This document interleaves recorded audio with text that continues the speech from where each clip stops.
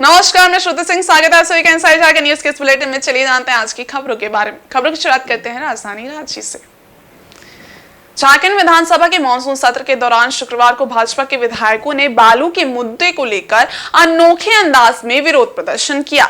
हाथों में तराजू लेकर सदन के बाहर बालू बेचते नजर आए। बालू की टोकरी पर तख्तियां भी लगी थी जिस पर स्लोगन लिखा था कि बालू 1000 रुपए किलो, कैसे बनेगा आवास।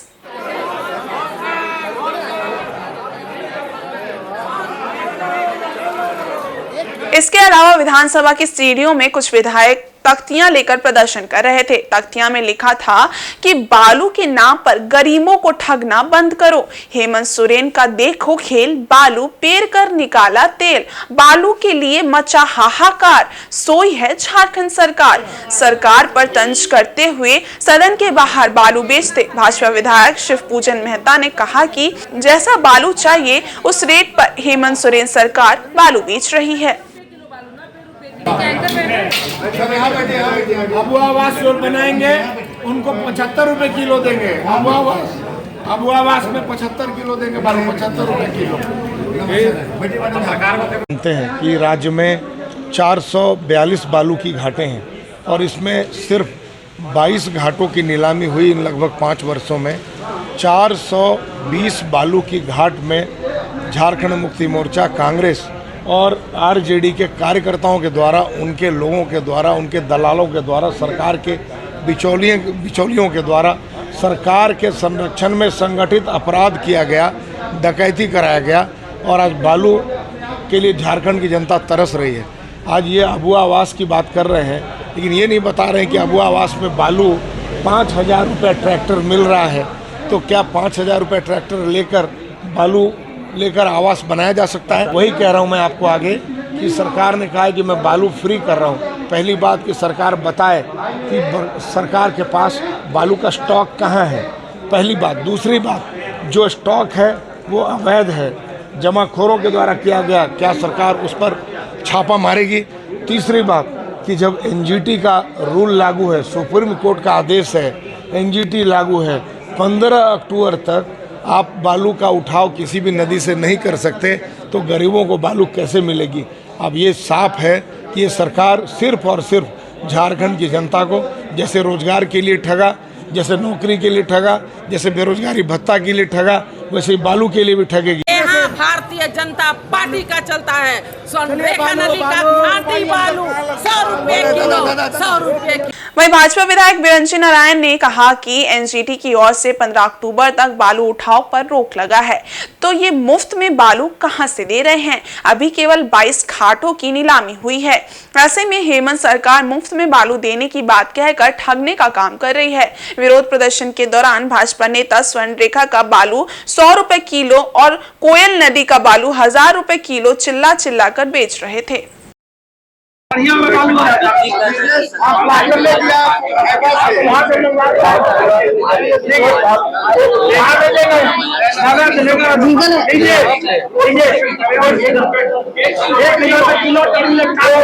नोएडा, अब नोएडा से एक ट्रैक्टर मांग के लाए हैं और 10,000 रुपये लिया है, थाना वाला तो महंगा बेचबे न करेंगे। तो आपका 1000 रुपये, इनका 100 रुपये। अरे इनके तरफ सस्ता मिलता है, बिहार से बालू आता है, हम नोएडा वाला से लूट के लाए हैं। इधर मुख्यमंत्री हेमंत सोरेन से सदन के अंदर पिछले 5 वर्ष के वादों पर जवाब देने की मांग को लेकर सदन के अंदर धरना पर बैठने के कारण विधानसभा अध्यक्ष ने भाजपा के 18 विधायकों को शुक्रवार के 2 बजे तक के लिए सस्पेंड कर दिया था। वहीं शुक्रवार को सभी निलंबित विधायक झारखंड विधानसभा स्थित मुख्यमंत्री चैम्बर के समक्ष पहुंचकर वहां नारेबाजी की। विधानसभा में मुख्यमंत्री के चैम्बर को सभी निलंबित विधायकों ने घेर दिया और धरना पर बैठ गए। दरअसल स्पीकर ने सत्र के 5वें दिन भाजपा के 18 विधायकों को शुक्रवार 2 बजे तक के लिए निलंबित कर दिया है, जिसके बाद से बीजेपी विधायकों में आक्रोश है। बीजेपी विधायकों के निलंबन के बाद नेता प्रतिपक्ष अमर कुमार बावरी ने कहा था कि लोकतंत्र खत्म हो गया है। इमरजेंसी लगाने वाले कांग्रेस ने जेएमएम के साथ मिलकर काला अध्याय लिखा है। बता दें कि शुक्रवार को झारखंड के विधानसभा सत्र का छठा और आखिरी दिन था। दरअसल विधानसभा सत्र के 5वें दिन विधानसभा स्पीकर ने बीजेपी के 18 विधायकों को निलंबित कर दिया था। ये कार्रवाई विधायकों के बुधवार को किए गए हंगामे के बाद हुई है। बीजेपी विधायक सदन में रात भर धरने पर बैठे थे। स्पीकर ने निलंबित विधायकों से कहा कि उनका आचरण सदन के नियमों के खिलाफ है, इसीलिए उन्हें निलंबित किया जा रहा है। यही कारण है कि बीजेपी विधायकों में आक्रोश है और उन्होंने सीएम हेमंत सोरेन का चैम्बर घेर दिया।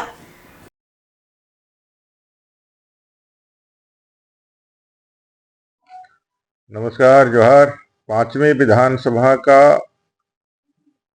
आखिरी सत्र का आखिरी दिन भारतीय जनता पार्टी के 18 माननीय निलंबित विधायक, जिनको युवाओं के सवालों को उठाने के कारण बेरोजगारों को 5 लाख बेरोजगारों को प्रतिवर्ष रोजगार देने का वायदा करने वाली इस झूठी सरकार, कांग्रेस की झूठी सरकार को उनके वायदे याद दिलाने के कारण, 5,000-7,000 रोजगारी भत्ता का याद दिलाने के कारण, और जितने जेपीएससी जेसीसी सीजीएल में जो घोटाले हुए हैं उसके सीबीआई जांच कराने की मांग को लेकर के तमाम तरह के अनुबंध कर्मी, संविदा कर्मी, पारा शिक्षक, सहायक पुलिस, आंगनवाड़ी सेविका, मनरेगा कर्मी, ऐसे सारे पोषण सखी से लेकर के सारे अनुबंध कर्मियों के उन तमाम मांगों और उनके वायदे उनको पूरा करने के, इनको लेकर के जब आवाज बुलंद किए तो सारे हमारे 18 विधायकों को अवैधानिक तरीके से निलंबित किया गया।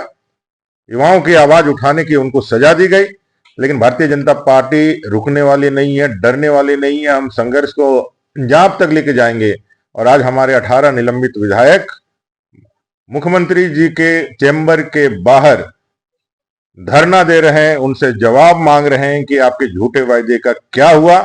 हमारे विधायक उनसे लगातार उनके झूठों वायदों को याद करा करके उनसे ये कह रहे हैं कि आप एक झूठे सरकार चलाए हैं, 5 साल लोगों को आपने ठगा है।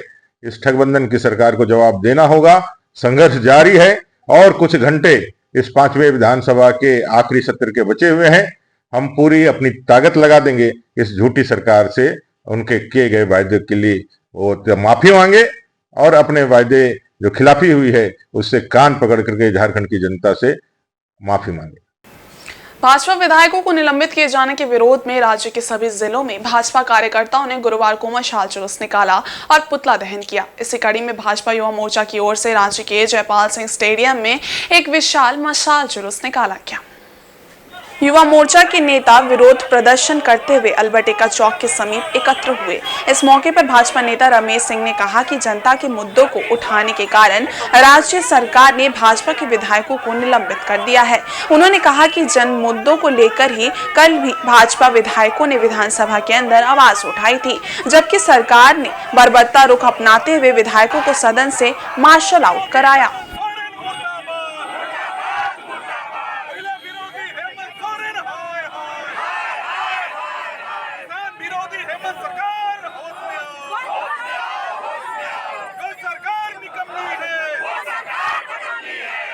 जन मुद्दा के कारण आज ये आंदोलन हो रहा है। कल जन मुद्दा के ही मामले को उठाने के लिए विधायकों को निलंबित किया गया। विधानसभा में जनता और जनता के हितों की रक्षा के लिए विधानसभा में विधायकों ने आवाज उठाई थी। ना विधानसभा में किसी तरह का हंगामा हुआ था, न कुछ हुआ। उसके बाद भी विधायकों को वहाँ से जब बर्बरता पूर्वक बाहर टांग कर फेंक दिया गया। वो अपना शांतिपूर्वक आंदोलन कर रहे थे। सहायक पुलिस कर्मियों का आंदोलन का उनको नियुक्ति को परमानेंट करने के लिए मांग थी। बेरोजगारी भत्ता का मांग था। युवाओं को 5 लाख नौकरी देने का वादा किया गया था प्रतिवर्ष, उसकी मांग थी।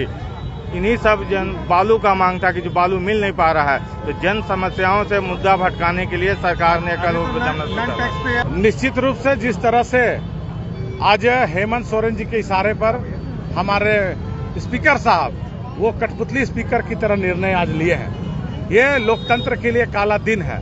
ऐसा लग रहा है जैसे 1975 में इमरजेंसी लाई थी इंदिरा गांधी, उस तरह का माहौल बनाने का काम हेमंत सोरेन जी के इशारे पे हो रहा है। हमारे विधायक सभी जो 18 को सस्पेंड किया है वो लोकतांत्रिक तरीके से अपनी बातों को सदन में रख रहे थे, लेकिन कल जिस तरह से अमानवीय व्यवहार किया गया, ऐसे जो सस्पेंड किया गया, इससे पहले भी स्पीकर के ऊपर जूता जूता फेंका गया, इससे पहले भी कुर्सियां तोड़ी गई, इससे पहले भी माइक को तोड़ा गया, लेकिन विधायक को सस्पेंड नहीं किया गया। जब लोकतांत्रिक तरीके से विधायक अपनी मांग को रख रहे हैं, जो आपके घोषणा पत्र में आपने 5 साल चिल्ला कर कहा था, घोषणा पत्र में चुनाव से पहले जनता को ठगने का काम किया, युवाओं को ठगने का काम किया कि हर साल 5 लाख नौकरी देंगे। हमारा एक ही क्वेश्चन है, कहाँ है वो नौकरी? ये चुनावी जुमला या चुनावी नियुक्ति से सब जानते हैं ये लोग, हम लोग सब जानते हैं कि चुनावी नियुक्ति करके वो सिर्फ और सिर्फ ठगने का काम कर रहे हैं। कुछ लोग को नौकरी देंगे और फिर वो ठगने का वोट के काम करेंगे।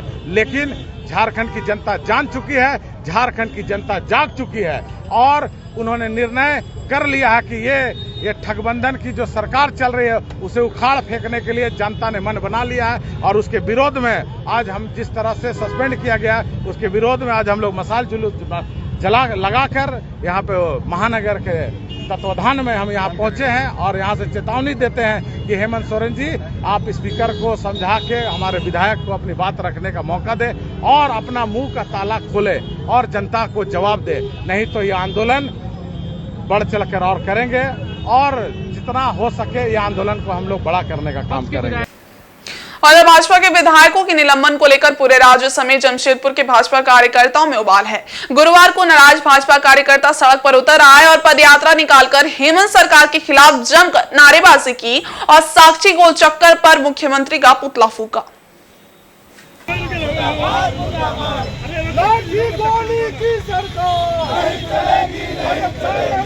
इसका नेतृत्व कर रहे भाजपा जिला अध्यक्ष सुधांशु ओझा ने भाजपा विधायकों के निलंबन को अनुचित और अलोकतांत्रिक करार देते हुए कहा कि कांग्रेस और झामुमो के इशारे पर विधानसभा अध्यक्ष ने लोकतंत्र की हत्या की है। झामुमो कांग्रेस सरकार अपने किए चुनावी वादों पर जवाब देने से भाग रही है। सरकार ने अपने आचरण से बता दिया कि वो पूरी तरह से निरंकुश और उत्तरहीन हो गई है।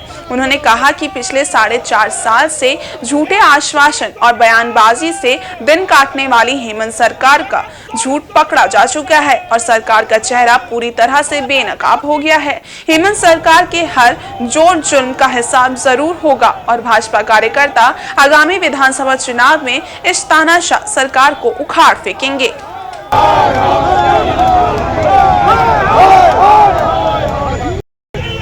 झारखंड विधानसभा में जो अलोकतांत्रिक कार्य हो रहे हैं उसके विरोध में भारतीय जनता पार्टी के माननीय विधायकों ने लोकतांत्रिक ढंग से एक आंदोलन छेड़ रखा है।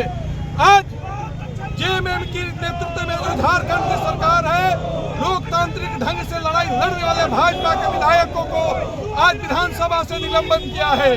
पूरे संथाल परगना में आदिवासियों का शोषण किया जा रहा है, माता बालों का बलात्कार किया जा रहा है और आप देख रहे हैं बांग्लादेशी घुसपैठियों को मतदाता बनाकर झारखंड के राजनीति और यहाँ के सामाजिक समीकरणों को बदलने का प्रयास किया जा रहा है। पिछले 5 साल से जो जेएमएम की सरकार है, बेरोजगारों की फौज खड़ा कर रखी है। इन्होंने जो वादा किया था बेरोजगारों को नौकरी देगी, माताओं को पेंशन देगी, वो सारे वादे इनके झूठे हैं। इन वादों के विरोध में भारतीय जनता पार्टी आज हेमंत सोरेन सरकार के पुतला जलाती है और मांग करती है कि लोकतांत्रिक ढंग से हमारे विधायक जो आंदोलन कर रहे हैं उनका निलंबन मुक्त किया जाए। कि पूरी दुनिया के लोगों ने देखा है कि झारखंड के धरती पर अपने ही देश के जो आवाज़ उठाते हैं, चाहे तिरंगा के सवाल पर, चाहे वंदे मातरम के सवाल पर, चाहे 15 अगस्त के सवाल पर, चाहे बांग्लादेशी घुसपैठ के सवाल पर, चाहे मुस्लिम तुष्टीकरण नीति के सवाल पर, चाहे दुर्गा पूजा के सवाल पर, चाहे किसी अन्य सवाल पर जब लोग आवाज़ उठाते हैं तो ऐसे विधायकों को निलंबित कर दिया जाता है। आज पूरे पाकुड़ में, साहेबगंज में, गोड्डा में, दुमका में, देवघर में, सारे जगह में डेमोग्राफी चेंज हो गया है। भारतीय जनता पार्टी ने केवल यही मांग किया कि डेमोग्राफी को आप बंद करो, लेकिन आज जिस प्रकार की तुष्टीकरण नीति, जिस प्रकार की तानाशाही की, जिस प्रकार की मनमानी, जिस प्रकार की हठधर्मिता इस झारखंड के अंदर में हो रहा है, भारतीय जनता पार्टी उसका डटकर विरोध कर रही है। और आज इस साक्षी को चक्कर में हेमंत सोरेन का पुतला जलाकर लोकतांत्रिक ढंग से विरोध कर रहे हैं। पूरे हिंदुस्तान की जनता यह बात जानती है कि झारखंड का मुख्यमंत्री जो स्वयं भ्रष्टाचार में लिप्त है, जो परिवारवाद में लिप्त है, ऐसे लोगों को उखाड़ फेंकने के लिए भारतीय जनता पार्टी के कार्यकर्ता एक मस्त होकर के आज साक्षी गोल चक्कर पर खड़े हैं।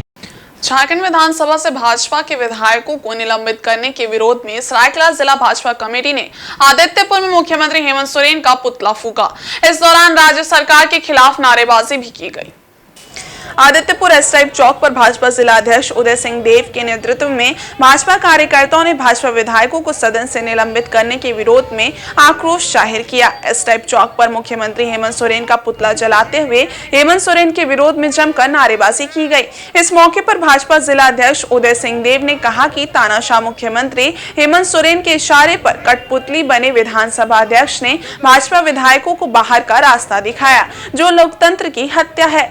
इस दौरान भाजपा प्रदेश एसटी मोर्चा कोषाध्यक्ष गणेश महाली ने कहा कि मुख्यमंत्री और विधानसभा अध्यक्ष के इशारे पर विधायकों को अपमानित किया गया। विधायकों को विधानसभा में जबरन कैद कर बिजली पानी काट दी गई, जो हेमंत सोरेन के हिटलर शाही रूप को दर्शाता है। भाजपा नेता अनुराग जायसवाल ने हेमंत सरकार का पुरजोर विरोध करते हुए युवाओं से आह्वान किया कि आगामी विधानसभा चुनाव में ऐसी तानाशाह सरकार को उखाड़ फेंकने का काम करेंगे।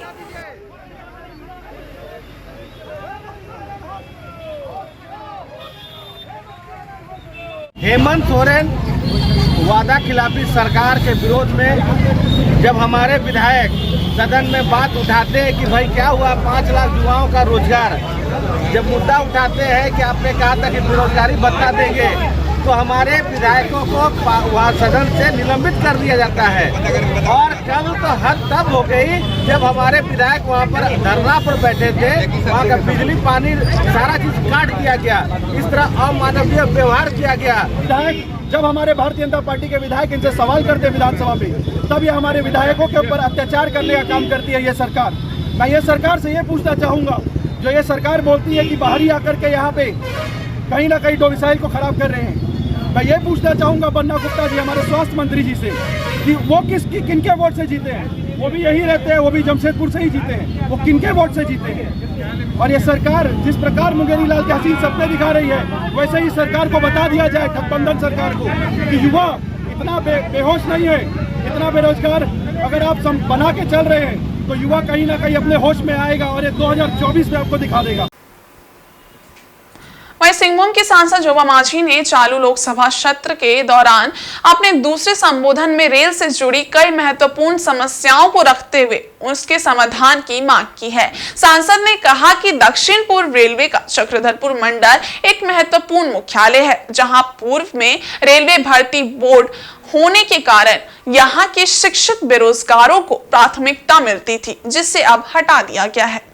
उन्होंने मांग की है कि रेलवे भर्ती में स्थानीय युवाओं को प्राथमिकता दी जाए।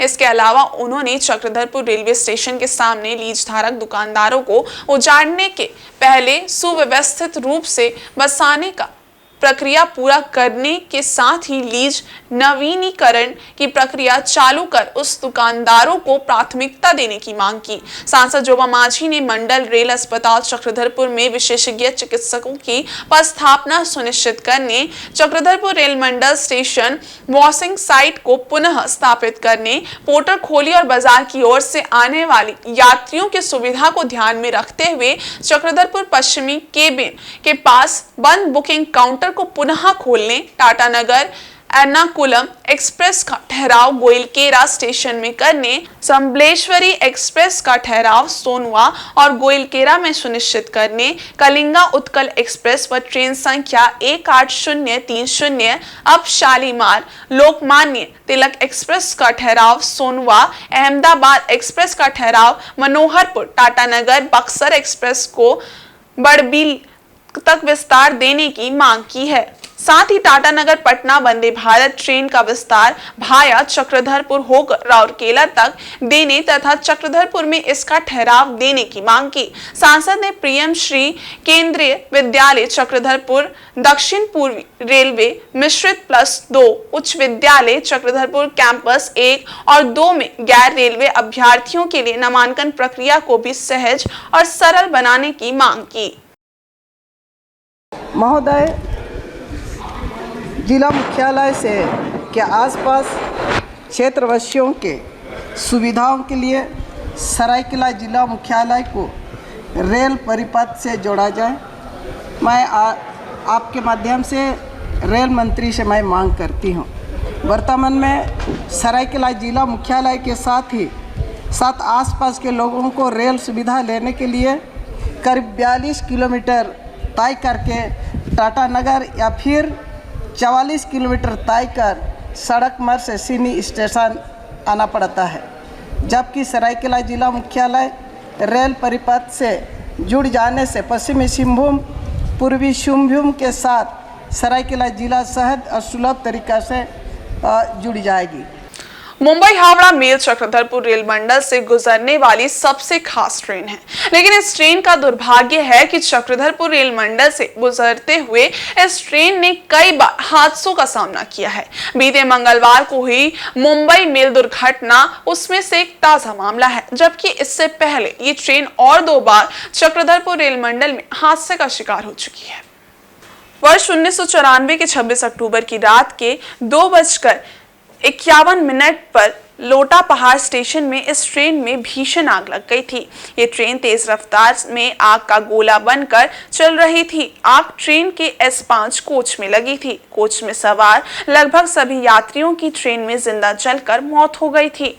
इस घटना ने पूरे देश को झकझोर कर रख दिया था। कई यात्री ट्रेन में लगी आग से बचने के लिए चलती ट्रेन से कूद गए थे, जिसके कारण भी यात्रियों की मौत हुई थी। इस हादसे में कुल 27 रेल यात्रियों की मौत का आंकड़ा रेलवे ने पेश किया था, जबकि मरने वालों का आंकड़ा इससे कहीं ज्यादा था।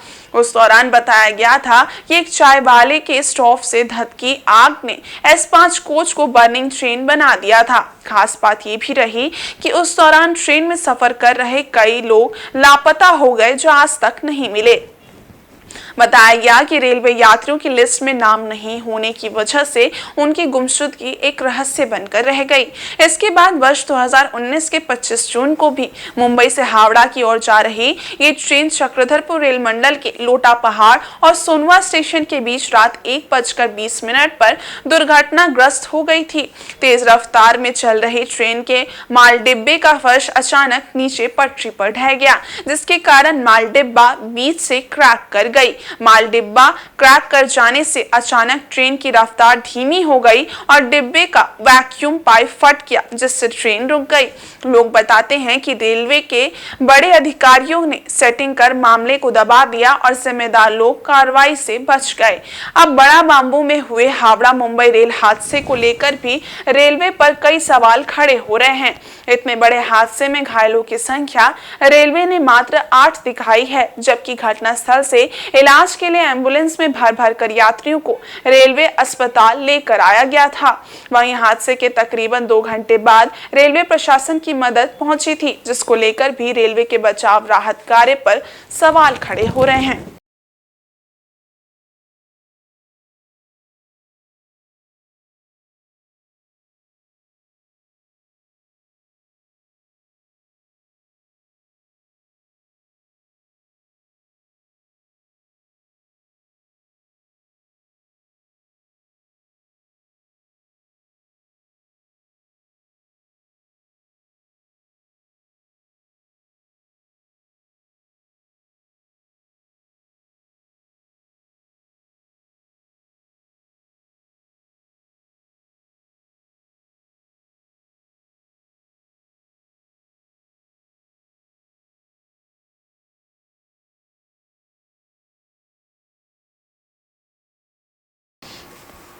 सरायकेला खरसावां जिला के बंगाल सीमावर्ती कुकड़ू प्रखंड के व्यवसायियों व पंचायत प्रतिनिधियों ने सिरूम में प्रदर्शन कर पश्चिम बंगाल सरकार से आलू पर लगे रोक का समाधान करने की मांग झारखंड सरकार से की है। बंगाल से आलू का खेप झारखंड के सीमावर्ती क्षेत्रों में आने से बंगाल प्रशासन ने रोक लगा कर रखी है। कुकड़ू प्रखंड के दर्जनों दुकानदार सीमावर्ती बंगाल के बलरामपुर से दुकान का सामान ला रहे थे, जहां बलरामपुर चेक नाका में पुलिस द्वारा जांच कर आलू को वापस उसी दुकान पर भेज दिया गया, जिससे दुकानदार पंचायत प्रतिनिधियों के साथ झारखंड सरकार को आलू पर प्रतिबंध को लेकर बंगाल सरकार से वार्ता कर आलू पर रोक को हटाने की मांग की गई। बंगाल से सटा हुआ सिरूम, कुकड़ू, चौड़ा सहित दर्जनों गांवों के दुकानदार अपने नजदीक के बंगाल प्रदेश के बाजार बलरामपुर से दुकान का सामान खरीद कर लाते हैं। नजदीक होने से दुकानदारों को बंगाल पर ही निर्भर रहना पड़ता है। मालूम हो कि बंगाल सरकार द्वारा आलू पर अन्य राज्यों में जाने से रोक लगाया गया है, जिससे क्षेत्र में आलू की किल्लत हो गई है। आलू बाजार में कम उपलब्ध होने से आलू के दामों में बेतहाशा वृद्धि हो रही है। आलू गरीबों की थाली से इस समय गायब ही हो गया है। लोगों को आलू 35 से 40 रुपए खरीदना पड़ रहा है। घर के किचन में सब्जी में सबसे अधिक प्रयोग आलू का ही होता है। समाज सेवी अमित मुखर्जी व सूर्यकांत महतो ने कहा कि बंगाल के रोग के बाद झारखंड में आलू की किल्लत से आलू के दामों में बेतहाशा वृद्धि हुई है। अगर इस तरह से आलू आयात पर रोक जारी रहेगा तो लोगों को 50 से 60 रुपए में भी आलू मिलना मुश्किल हो जाएगा। आलू के कालाबाजारी से भी इनकार नहीं किया जा सकता है। उन्होंने कहा कि सभी दुकानदारों के साथ मिलकर प्रदर्शन किया गया। झारखंड सरकार को इस संबंध में तत्काल कदम उठाते हुए बंगाल सरकार से बात कर आलू आयात पर रोक को समाप्त करने की दिशा में पहल करनी चाहिए। उन्होंने कहा कि झारखंड सरकार बंगाल सरकार से तत्काल आलू पर पाबंदी हटाने को लेकर वार्ता करे या तो हमारे यहां से बंगाल जाने वाले हर सामानों पर रोक लगाए। मौके पर मुखिया मंजीत सिंह, भाजपा जिला IT सेल्स प्रभारी सुमन मुखर्जी, कृतिवास महतो आदि उपस्थित थे। आलू आदान प्रदान होता है। कल प्रशासनिक द्वारा विरोध किया गया, रोका गया है और काफ़ी परेशानी हुआ। एक भी आलू बॉलर नहीं ला सके, सारा को रिटर्न कर दिया गया। जहां से लाए हैं वहीं से रिटर्न कीजिए। और प्रशासनिक से बोला जा रहा है कि हम लोग का निर्देश है आलू पार बंगाल से जाने नहीं दिया जाए। और पूर्वी सिंहभूम जिले के मुसाबनी स्थित पुराने प्रखंड कार्यालय परिसर में निर्माणाधीन कौशल विकास भवन पिछले 9 वर्ष से अधूरा पड़ा है। भवन का निर्माण नहीं होने से प्रखंड के युवक युवतियों को कौशल विकास का प्रशिक्षण प्राप्त करने में परेशानी हो रही है। मुसाबनी स्थित पुराने प्रखंड कार्यालय परिसर में भवन निर्माण विभाग की ओर से बनाया जा रहा कौशल विकास भवन आज भी निर्माण पूरा होने की बाट जो रहा है। प्रखंड में कौशल विकास का प्रशिक्षण देने के लिए भवन निर्माण का शिलान्यास सांसद विद्युत वरण महतो और तत्कालीन विधायक लक्ष्मण टुडू ने 1 अप्रैल 2015 को किया था। भवन निर्माण का कार्य URS एंटरप्राइजेस द्वारा किया जा रहा था, लेकिन किसी कारणवश ये निर्माण पूरा नहीं हो पाया। इस भवन में खिड़की और दरवाजा नहीं लगा है। इसके साथ ही कई कार्य भी अधूरे हैं। कौशल विकास भवन का कार्य अब भी पूरा नहीं होने से प्रखंड के युवक युवतियों को कौशल विकास का प्रशिक्षण प्राप्त करने में परेशानी हो रही है।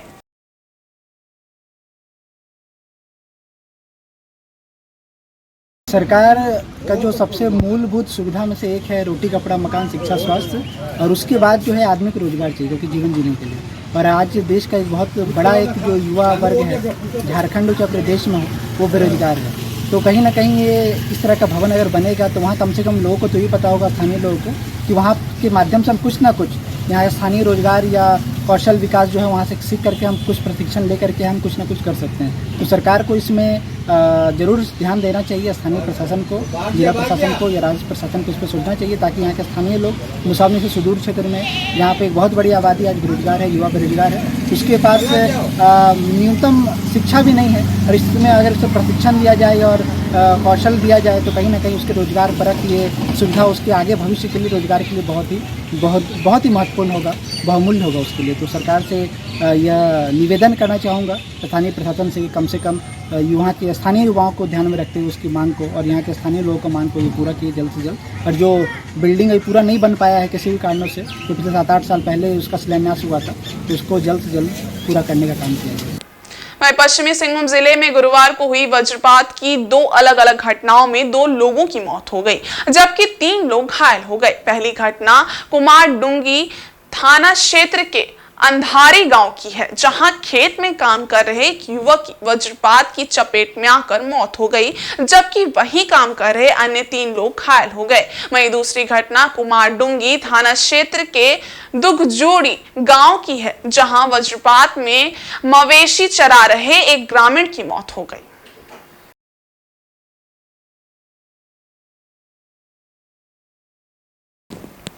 और इस बुलेटिन में बस इतना ही। ब्रेक के उस पार कुछ और खास खबरें, तब तक के लिए देखते रहिए इनसाइड झारखंड न्यूज। धन्यवाद।